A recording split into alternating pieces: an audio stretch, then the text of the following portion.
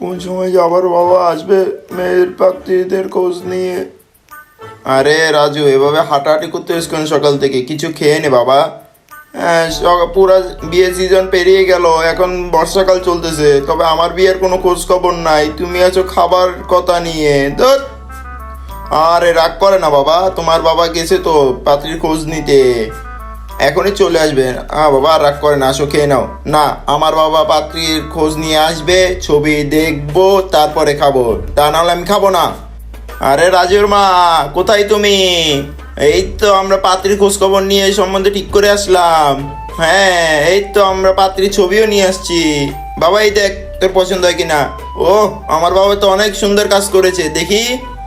তারপর যা হলো সেই দেখা গেল, নিচে থাকার সাথে সাবস্ক্রাইব বাটনটি দিয়ে যে সাবস্ক্রাইব করে দিবে, তার বাবা মা যেন বেঁচে থাকে, আর যারা ভিডিওতে লাইক করে দিবে তাদের মনের আশা যেন পূরণ হয়, আমি দোয়া করে দিলাম।